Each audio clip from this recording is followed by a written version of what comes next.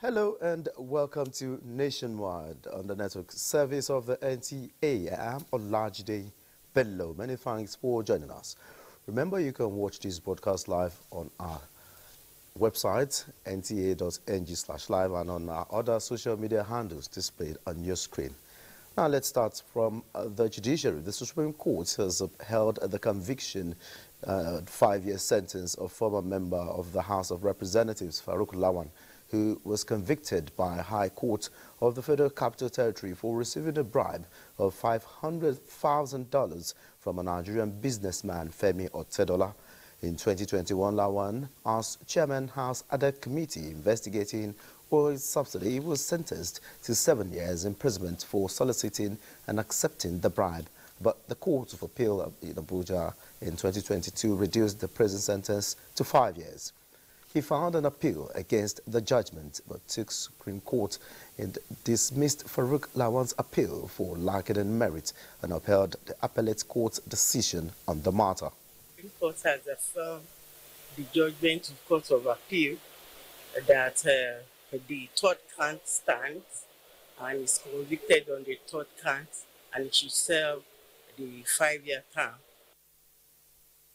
The appeal court had earlier discharged him on 2 out of the 3 counts he was accused of.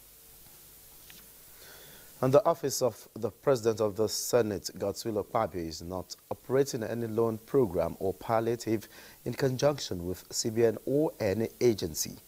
This clarification is to alert the public sequel to a fake information on the Facebook handle of one Temple Short requesting members of the public to apply and get instant loan. The fake content, which bears the picture of Senator Akpabio with coat of arms, is the handiwork of fraudsters and unscrupulous elements. The federal government has endorsed a handover protocol implementation plan that will ensure children found by security agencies in the course of armed conflict in Nigeria and the Lake Chad Basin region are protected and safely released from administrative custody.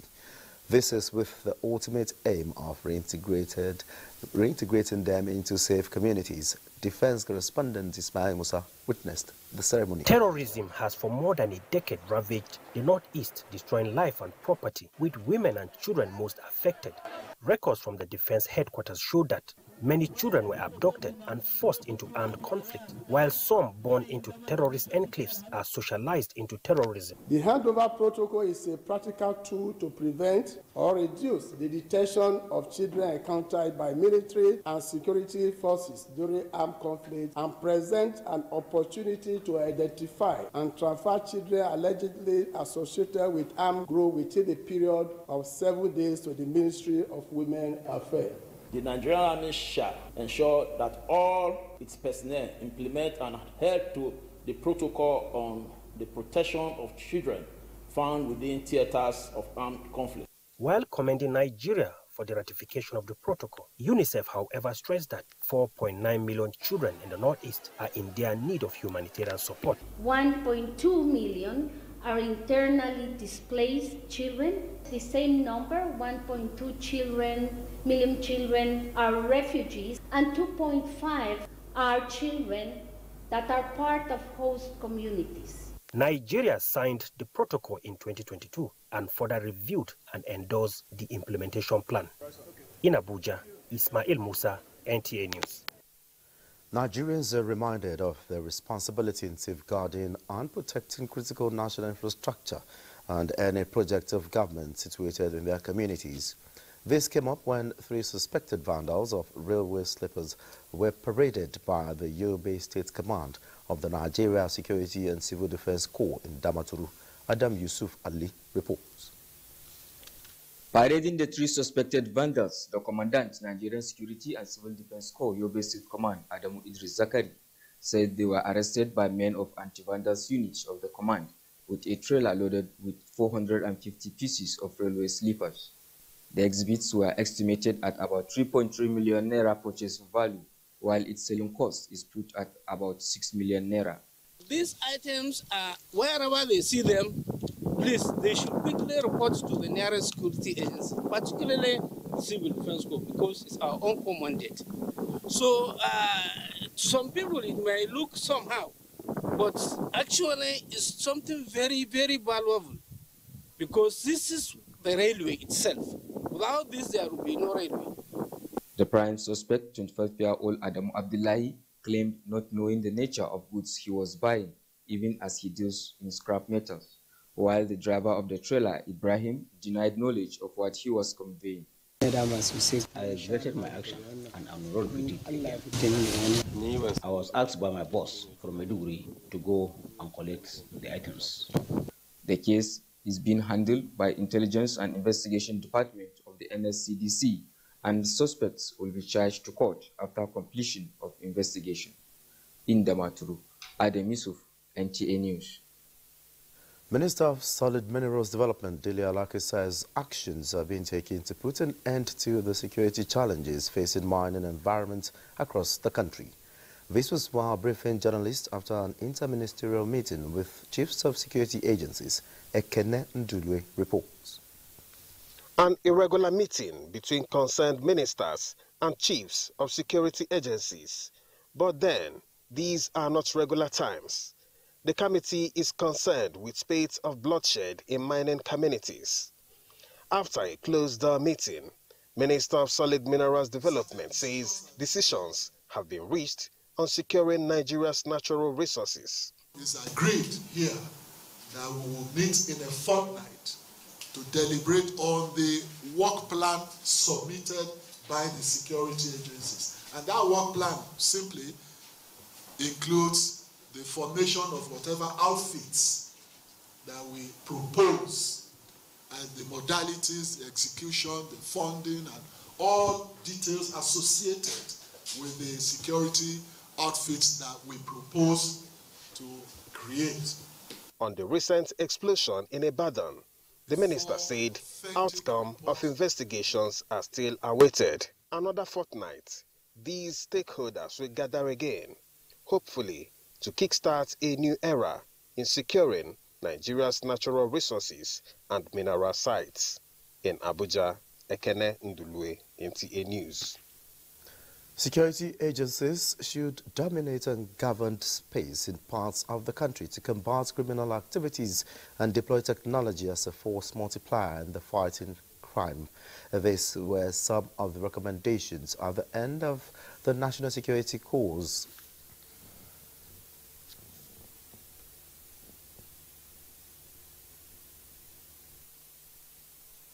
That security agencies should explore the potential of new technological tools, including artificial intelligence tools and data analysis, to enhance security effectiveness of psyops and strategic communications. If you take two countries with the same resources and you say go grow your GDP, and they keep getting more people to work, they keep putting more money, the one that is going to turn up to be more competitive is that country that is actually put technology to use. The platform also recommends proper regulation of social media information to guard against spread of fake news and advocate enhanced synergy between security agencies and communities for national cohesion. As part of efforts to eradicate fake news that can cause conflict and disunity, the management of Voice of Nigeria is seeking the collaboration of other sister agencies. The management was therefore at the Nigerian Television Authority, which has a similar mandate through the dissemination of credible and reliable information. Christiana Akode reports. The Nigerian Television Authority, NTA, and the Nigerian Institute of Public Relations, NIPR, share a strong and long-lasting relationship. It comes as no surprise that NIPR members paid a courtesy visit to the NTA management, aiming to strengthen their collaboration and work towards a common goal. Rebat Nigeria runs on 4 pillars. First is the pillar of citizenship education. We need to re-educate and reprogram our citizens to begin to think development, to have hope, and to rekindle their sense of patriotism. The second pillar is the pillar of values reorientation. The third pillar is the pillar of service excellence. And the last one is promotion of made in Nigerian goods. With hearts aligned and a shared sense of purpose, the NTA's Director General expressed his full support for NIPR's noble objectives. He believes that a united front against fake news would pave the way for a more enlightened and united Nigeria.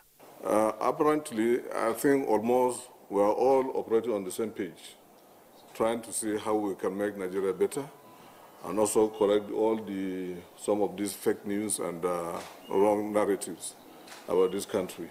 We all belong to Nigeria, and we must think Nigeria, sleep Nigeria, wake up Nigeria, and walk Nigeria. And I would like to wish the council a very successful tenure, and to also tell you that NTA will forever be with the NIPR. The NIPR, as a professional body, is responsible for promoting professionalism and ethical conduct in public relations. In Abuja, Neka Oko, NTA News. Let's come down to the rerun election of state constituencies intensifies. Delta State outgoing resident electoral commissioner Udota Monday says the umpire is fully ready to carry out the exercise. Tessie Coker reports. The appeal court judgments on the case involving the election in Brutunut and Etiop West state constituencies. The Independent National Electoral Commission, INEC in Delta State, was ordered to conduct a rerun election in the areas. INEC is to conduct election in 4 polling units in Brutunut and 37 polling units in Etiop West state constituencies. We gather non-system materials, we recruit personnel and train them, we talk to transporters, we involve ICES, Interagency Committee on Electoral Security. He announced the implications of bypass of beavers and that results of the election will be posted on the INEC IREF portal by presiding officers at the polling units. We are using beavers for this election, and if you bypass beavers, you know the penalty. If you destroy beavers, you know the penalty. If you take crisis to the polling, you know the penalty. So we are asking everybody to conform themselves to the rules and regulations of conducting an election. The resident electoral commissioner also met with security agencies to ensure a heat-free election. The rerun election will hold in Brutunut and Etiop West constituencies on the 3rd of February 2024. Ifeoma Okafor, NTA. Now let's join Tessie Coker, who is standing by the INEC office to keep us up to speed with preparations from that zone. Tessie, what's the latest? Hello, Lajide. Yeah, I'm in here at the INEC Operation Office here in Delta State. And of course, the Resident Electoral Commissioner, Monday Udotom, has been meeting with stakeholders, the police, the media, intimating them of the preparedness of the commission in carrying out the exercise. And of course, Jide, at the operations office here, we have the non-sensitive materials already here, although I was told they are still waiting for sensitive materials. Now I have the resident electoral commissioner to throw more light in all of the preparations so far. Thank you very much. We are preparing for the election. So you're welcome to the largest network in Africa. Thank you. Yes, I'm talking to the resident electoral commissioner, Monday Udotom, to tell us how prepared they are. Of course, we have the non-sensitive materials here. Thank you very much. As we all know, election has three phases: pre-election, election, and post-election. We are in the pre-election stage. You got all the non-sensitive materials. You have recruited staff and trained them. We have activated and pushed the beavers, and just yesterday they were configured to be sent to the different polling units. Okay. Thank you, sir. So before we actually came on air, I was at the ICT office where you have the sensitive materials, talking about the beavers already configured to be moved by Friday next week, I was told, to the various polling units like the Burutu North and the Ethiopia West state constituency rerun election. And I was told that the police will be deployed at that same time, and it's going to be a hitch-free exercise. Because I was also told that, okay, of course, last year, while the preparation is so intense, that last year, 2023, that there were reports of some skirmishes here and there. But they are promising that it's not going to be like that this time around. I have the ICT person to throw more light on this. Thank you very much. Like my resident electoral commissioner has mentioned earlier, the equipment that we're going to use for the rerun election is the beavers. Okay. And beavers, they have two stages of preparedness. We have configured them. We have first of all pushed them, removing every information they had on it. Thank you very much, sir. And as it seems that the INEC here in Delta State is actually ready to carry out a hitch-free exercise, like I was told. Over, back to Jide. All right, many thanks, Tessie Coker there, keeping us up to speed with preparations for the rerun election in Delta. Many thanks. All right, moving on. As part of efforts to eradicate fake news that can cause conflict and disunity, the management of the Voice of Nigeria is seeking the collaboration of other sister agencies. The management was therefore asked the Nigerian Television Authority, which has similar mandates through the dissemination of credible and reliable information. The report. Cases of fake news are numerous. Among these are confusion, chaos, and lack of trust within individuals, communities, and even nations. It is also considered by some as a serious impediment to democratic rule. Director General of NTA, Abdulhamid Dembos, welcomed his counterpart from the Voice of Nigeria, Von Jubrin Baba Ndachi, both collaborating to end the menace of fake news in the country. Ours is to project Nigerians in good light, and of course, take the narrative from one angle, rather than leaving individuals to be doing that on behalf of Nigerians while we are there. So I think it's beholden on all of us to make sure that we do what is right. We must have to tell Nigerians and, of course, the world what Nigeria is and what Nigeria stands for. We all have a responsibility to reposition Nigeria under the Renew Hope agenda of President Bola Ahmed Tinubu, and we'll do all we can to continue to collaborate with NTA for this. Propagating the positive face of the country, as emphasized, will bring about unity, peace, as well as economic development the nation yearns for. In Abuja, Christiana Akodi, NTA News. And preparatory to the conduct of rerun election for Yabo-Shagari Federal Constituency in Sokoto State, the Independent National Electoral Commission has brought together all stakeholders to ensure peaceful and acceptable elections. Dalhatu Abdullahi reports.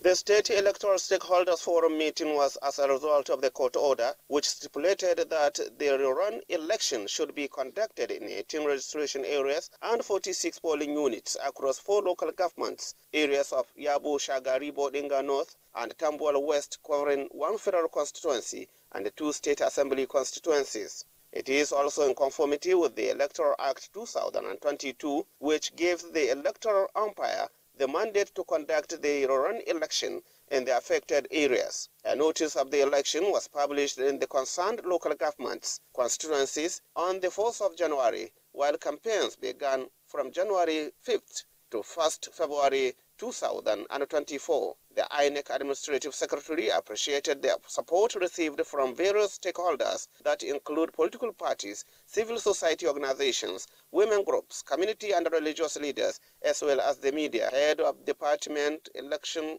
Operations INEC, Dr. Abdulmumini Usman, highlighted some of the do's and don'ts of the run election, calling on the political parties to play the game according to the rules. In Sokoto, Dalhatu Abdullahi, NTA News. Let's again join Dalhatu Abdullahi, who is currently at the INEC office in Sokoto State, for more on the level of the electoral umpires and stakeholders' preparedness for the exercise. Dalhatu, keep us up to speed. What's the latest from that end? Yes, good afternoon and welcome to Sokoto, the seat of the Caliphate. This is exactly the Sokoto office of the Independent National Electoral Commission office. And INEC indicates that it has prepared.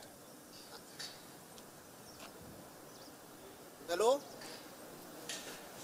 Yes.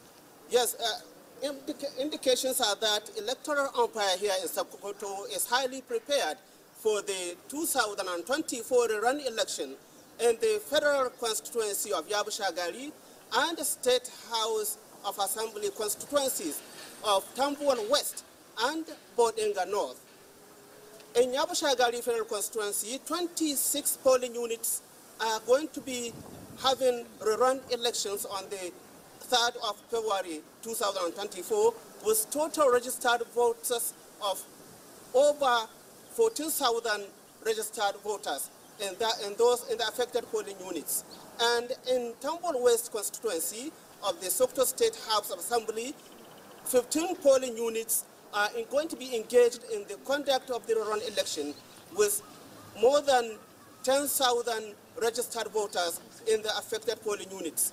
And in Bodinga North constituency of the State House of Assembly, 5 polling units are going to be engaged in the rerun election with more than 2,700 registered voters.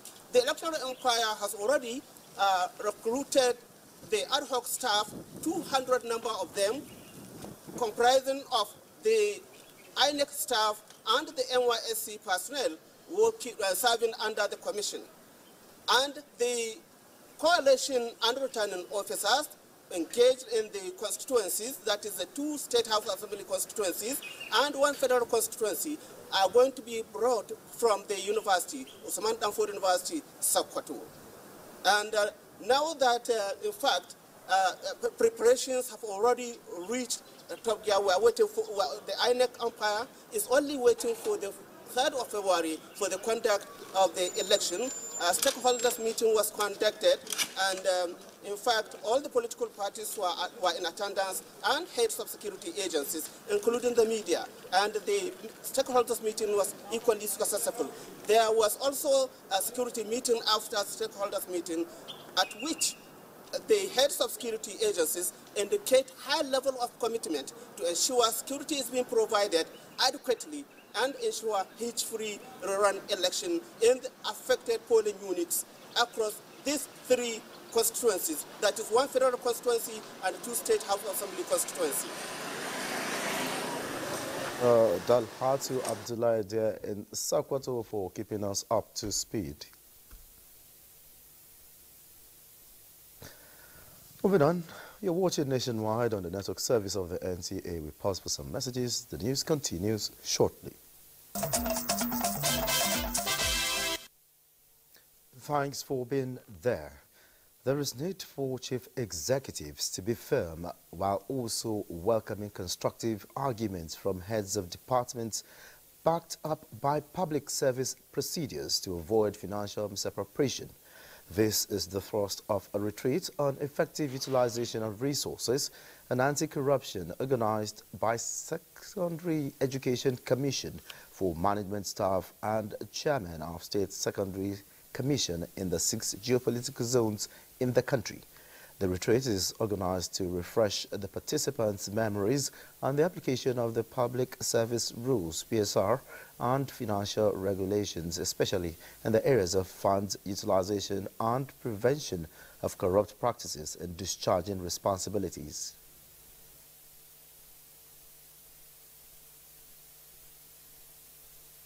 This retreat is organized for the purpose of promoting synergy between the NSEC management and the state senior secondary education boards, as well as exploring strategies for effective fund utilization and how to eliminate corrupt practices in the discharge of our responsibilities. We believe the Commission has a lot to learn from us.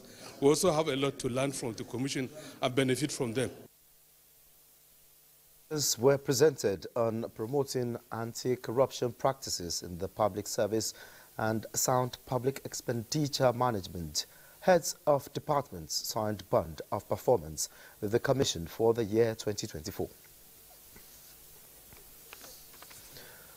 Public, primary, secondary and university students, as well as civil servants across the country, will in the next 6 months be equipped with digital skills and stand a chance to win 150 million naira worth of cash and digital devices. Chimdeman Debesi reports that the program, an initiative of the National Information Technology Development Agency, NITSDA, will serve as means to establish digital technology clubs across schools and communities nationwide. ICT, now major driver of innovations and economic growth globally, providing solutions to all sectors. Though the fastest growing sector of Nigeria's economy for more than 4 years, yet an estimated 62% of the nation's population finds it difficult to use digital technology. This is the reason NITSDA is carrying out various digital literacy programs to close up the digital skills gap. This time around, the agency is collaborating with partners to execute the Digital for All Challenge 2.0, a strategy to incentivize digital technology learning. This challenge is going to help us to train 1 million Nigerians. You need to be trained, get certification. After certificate, then you can participate in the challenge. Public schools that do well, we will donate learning centers for them. And of what is 1 million, 50,000 people will benefit from intermediate digital skills. And by that we mean training in software development, in web design and product design. So this free digital skilling program will drive digital literacy across Nigeria. Public primary schools and secondary schools, basic secondary schools, are going to be beneficiaries. At the youth level, we're looking at young people, both university age, and then at the final stage, you have the civil service category, which is meant for everyone in the civil service, whether it's federal civil service or state civil service. And the focus for them would be basic productivity tools that are used in workplace. The competition will take off from the states to regions and culminate at the national level during the Digital Nigeria Day. In Abuja, Chimdeman Debesi, NTA News. Let's join Deepa Bari in Port Harcourt for continuation of Nationwide. Deepa Bari, it's good to see you.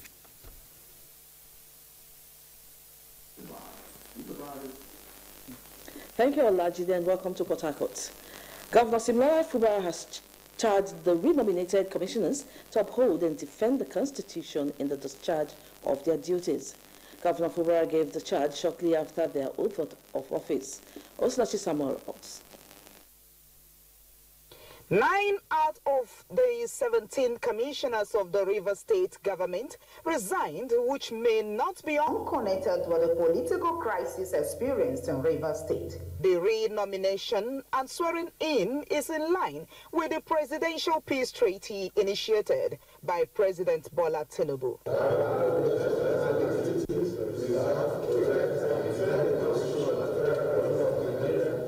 Governor Fubara, while receiving them back to his cabinet, charged them to stand for justice, fairness and equity for the development of Rivers State. You already read your charge. Your charge said, uphold and defend the Constitution. I will wish you well, that in your coming back, stand for justice. Governor Fubara assures them that he has nothing against them, enjoining them to work for the interest of the people of Rivers State. In Port Harcourt, Osinachi Samuel, NTA News. In a contemporary world, the threat of pollution looms large, casting a shadow over the environment and public health. Of particular concern are emissions from cars, which is reported as one of the key drivers of urban environmental air pollution, degrading the air quality. Chidiberoya in this report examines the harmful effect of vehicle emissions on human health and environment. Escalating urbanization and a growing number of vehicles on the roads, automotive emissions persist as a significant contributor to air pollution. These emissions from cars contain toxic substances like carbon monoxide, oxides of sulfur, oxides of nitrogen, and hydrocarbons, which are released into the air. A drive round major roads in the city of Port Harcourt indicates that most commercial vehicles are smoking as a result of bad state of the vehicle engines, which, according to environmental experts, pose significant risk to health. Instead of us having oxidation reaction, we'll have reduction reaction. And when that occurs, carbon monoxide will build over time. And when that happens and is inhaled by individuals, it has a capacity to fight against the red blood oxygen, oxygen carrying red blood cells in the body system. Proper maintenance of those vehicles. Government should put their feet down. So vehicles are properly maintained so that you don't have those toxic emissions on the road. Other observers, however, advise commercial drivers and car owners to ensure that their car engines are working effectively in order to avoid unnecessary fumes. Some of our cars and the way and manner our people drive, the smoke alone is choky, and it may lead to cancer. It may be cancerous and choky to our health generally. When the engine is bad, what they think is, let's go and ring the engine instead of changing the engine. Analysts harp on the need for proper monitoring of the environment and implementation of policies that would ensure compliance with government's regulations and guidelines towards achieving a cleaner, safer, and pollution-free environment. In Port Harcourt, Chidiebere Onyia, NTA News. And that does it from Port Harcourt. Is back to Olajide for the rest of the news. Good evening. Many thanks, Dibabari. Moving on, commissioners of health from the Northeast region are exploring more proactive ways of improved healthcare service delivery to accelerate progress towards universal health coverage and reduce maternal and neonatal mortality rates in the region. This is at an inaugural meeting of the Forum of the Commissioners in collaboration with Governors Forum holding in Maiduguri. Pauline Kujivana has details. Northeast has endured more than a decade of humanitarian crisis characterized by the wanton destruction of health facilities, among other social and economic infrastructure. Hence, this inaugural meeting by the region's health commissioners to address key health challenges, especially maternal and neonatal mortality. The Executive Governor of Borno State has given the health care the largest in the 2024 budget. Our various states governors have done their best to ensure that they have prioritized the healthcare system. Governor Babagana Umar Zulum called for training and retraining of health personnel to handle health challenges, especially at the primary healthcare level. I want to assure you that the Northeast Governors Forum, under my distinguished leadership, will provide the needed political will and commitment to drive the process. Representative of the Coordinating Minister of Health, the Executive Director, National Primary Healthcare Development Agency, Dr. Mui Aino, and Country Representative of WHO, Walter Molumbo, expressed gratitude for the strong partnership, which is a testament of commitment to addressing the pressing health problems faced by the people. The Northeast, like much of Nigeria, still has unacceptably poor health indices. We must work together even better as a sector. An opportunity to learn more on what we can do differently to support Northeast Nigeria. Earlier, the Executive Director, NPHCDA, Dr. Moi Aino, paid homage on the Shehu of Borno to acknowledge the role of the traditional institution in sensitizing their people on the need to access health facilities, where the royal father pledged more commitment for improved health outcomes in the state. In Maiduguri, Pauline Kujevana, NTA News. Another break beckons. Nationwide continues shortly.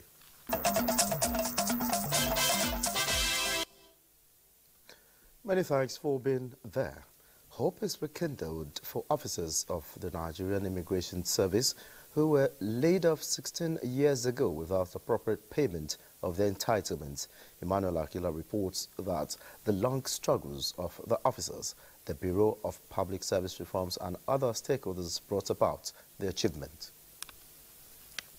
In 2006, the federal government downsized personnel of the Nigerian Immigration Service. We are doing verification of the officers that were downsized during Obasanjo regime that were not paid. Most of us have lose hope, but they call us. We are very happy to hear that. Audit. This involves the efforts of the Audit Office, ICPC, EFCC, Bureau of Public Service Reforms, the Accountant General's Office, and the Nigerian Immigration Service. The hope of these retired officers comes along with the wind of reforms blowing in the country. When we did customs, we paid them in less than 1 month, and we are sure that this one too will be paid. Now, part of the reform renewed hope agenda of President Bola Ahmed Tinubu is to make life easy and simple for Nigerians, and these are some of those building blocks. While those affected in the northeast region do their verification in Gombe, the exercise goes on at designated centers in the remaining geopolitical zones of the country and the FCT. In Gombe, Emmanuel Akila, NTA News. Stakeholders from the southeast converge on Ibadan to develop a working document that will prepare Nigerians for a disaster whenever it occurs. This was at a workshop organized by the National Emergency Management Agency, NEMA, in collaboration with some international partners. Kemiyoshi attended the workshop.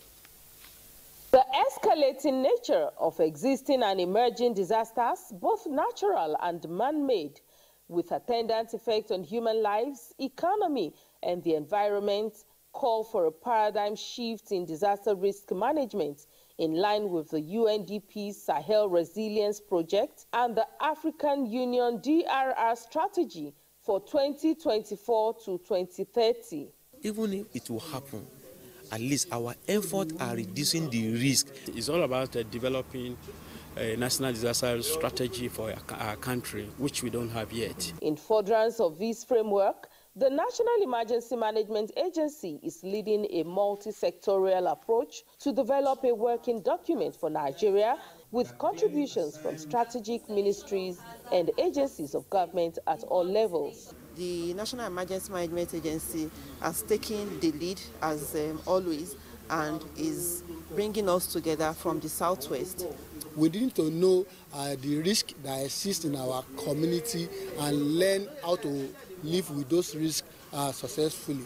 The project, which covers the 7 countries of the Sahel region, has Nigeria as a signatory, with the federal government working towards achieving its target of improved awareness and clear regulatory frameworks, among others. In Ibadan, Kemiyoshi, NTA News. Let's take another break. Nationwide continues in a moment.